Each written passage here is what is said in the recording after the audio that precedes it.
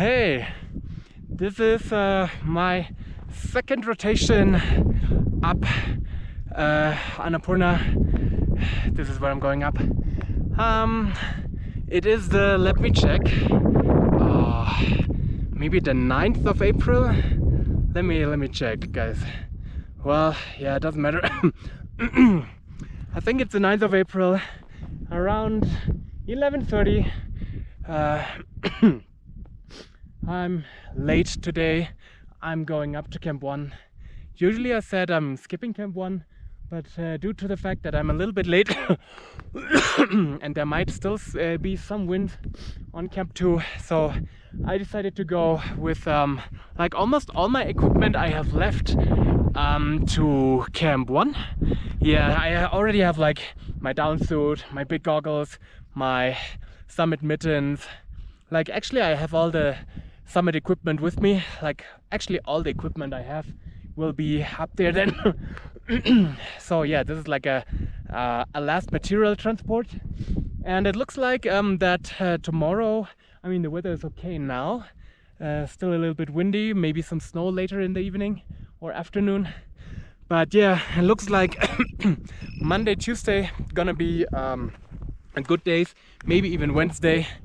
So yeah, I might have a fair shot to go to Camp 3. Maybe if things are going really well, maybe even Camp 4 and go down. Have to see.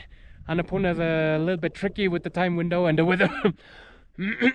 So yeah, but definitely gonna sleep tonight in Camp 1, the day after in Camp 2, and then probably the day after that I might reach Camp 3, and then since I'm going without oxygen, I am going down again, maybe to Camp 2, sleep, acclimatize.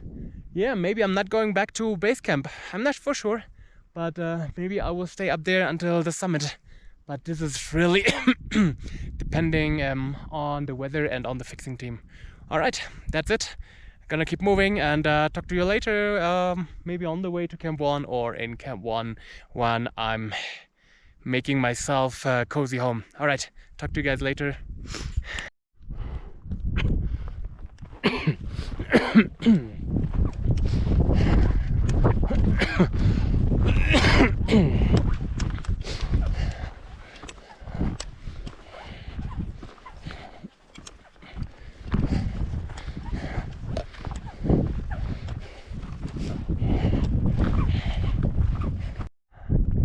So yeah, this is the ugly part.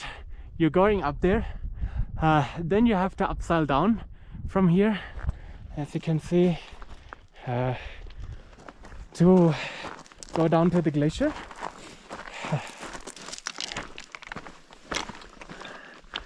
And after you went down on the glacier, you have to go up again.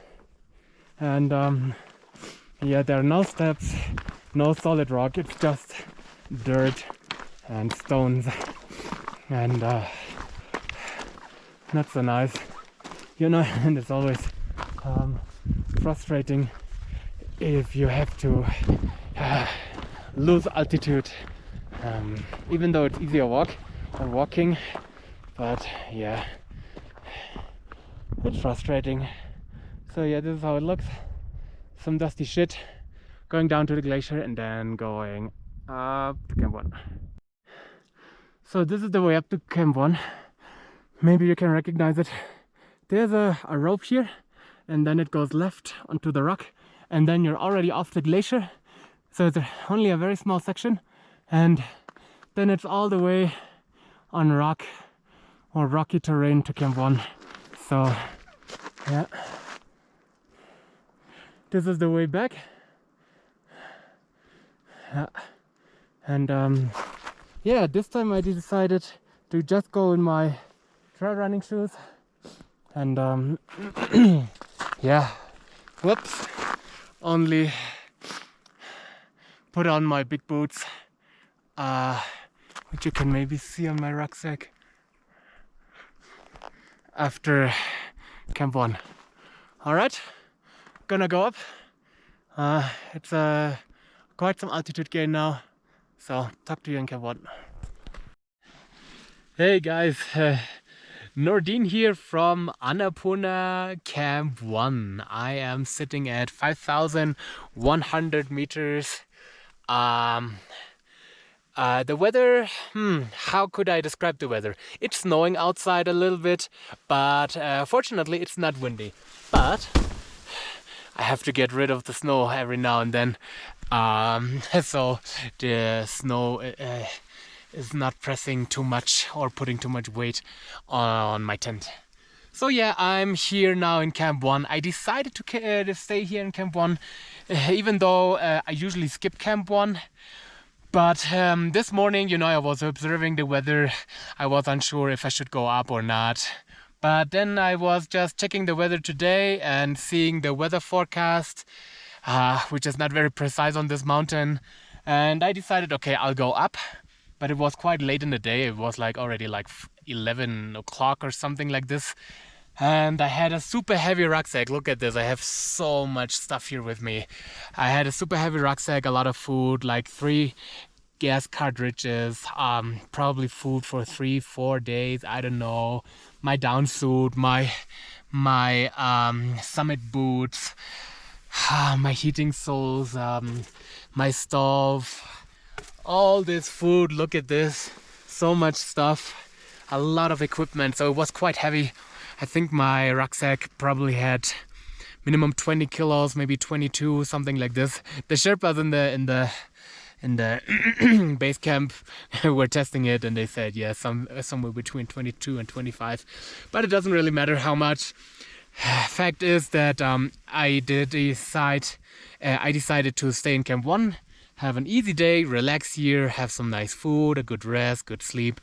I'm at 5,100 meters roundabout, if I'm not repeating myself. And tomorrow morning, I will have an easy walk up to Camp 2 as well, which is at roundabout 5.6, 5.7. Sleep there, relax, chill, eat, acclimatize. Maybe I can go even a little bit higher, depends on how my mood is tomorrow, how strong I am, how exhausted I am. And tomorrow the rope fixing team from 7 Summits is coming up to Camp 2 directly, and they are trying to open Camp 3. And I will most likely follow them to go up to Camp 3 and spend a night there as well. And then we'll have to see if I can go higher up and sleep. If I feel miserable, need to go down to sleep. But yeah, that's the plan. Maybe I'm gonna go down completely after Camp 3 to base camp and relax and restock food. Let's see. But yeah, this is the plan. Ideally, in my imagination, I would love to go Camp 3, then directly after one night, go Camp 4, sleep there, then go down to Camp 2, rest there again, and then try the summit push. So not even going back to base camp anymore. But I don't know if I can do it. I don't know if my acclimatization allows it. I don't know if my body allows it. I don't know if my food resources and my gas allows it. There's a lot of factors determining if I will be able to summit here or not. But most likely, it seems like I will have to run down to base camp one more time, restock food, relax 2 nights, and then run up here again with no backpack. And this should be fast. But yeah, let's see how it goes. This mountain, Annapurna, is very unpredictable. Originally, the Sherpas already wanted to open Camp 3. The rope fixing team, I think they already wanted to be in Camp 4. They wanted to summit tomorrow or the day after tomorrow, but this mountain has its own rules. This mountain, I think, especially has very tricky and difficult and complex weather patterns, and yeah, it's not so easy to predict. The only thing that you can do is you can prepare yourself. You can prepare your equipment, you can prepare your camps, you can prepare your acclimatization and all your supplies you bring up, and just be ready. And then if weather window opens up, you need to be fast, and then shoot up if possible. Yeah, it's of course different if you're going with or without oxygen. There's minor differences or major differences. Not gonna go into detail too much about a oxygen and non-oxygen climb here, but in general, what the rule of thumb is, you can get away with more stuff, with more let's say, or less preparation if you're going with oxygen. But yeah, that's not our topic because we go without oxygen, and we have to be a little bit conservative. We have to be very careful with our body, with our resources. Yeah, we're not infinitely strong, and yeah, we really need to listen to our body and take care and be very, very, very thoughtful how and when we go up. Okay, that's it. I am going to have lunch, like a late lunch, then probably right after dinner, because it's important to have a good calorie intake. And yeah, then probably listen to some audiobook that I have with me, and yeah, probably get some sleep then. Getting up tomorrow morning, like between 7 and 8 o'clock, and then go up to Camp 2. Yeah, as long as the glacier is still frozen. Makes me feel more comfortable. All right, that's it from me. I'll just show you like a little, I give you a little look around the tent, and yeah, talk to you maybe later, tomorrow, I don't know. Bye-bye. All right, little tent tour. Okay, where are we starting? All right, you just saw me. This is my sleeping bag. You can see I already wear my thermos underwear. I'm here in my sleeping bag. I'm already wearing like the 2 inner boots of my high altitude boots, so they are warm, and in the morning when I slide into these boots, they are nice and warm and cozy. Let's continue. Below here you can see like a aluminum foil, but it's not aluminum, it's plastic. This is mainly to reflect my infrared radiation that my body is giving. Yeah, like heat, you know, like heat radiation is infrared radiation, and this foil helps to reflect it back to me, and I can use more of my energy.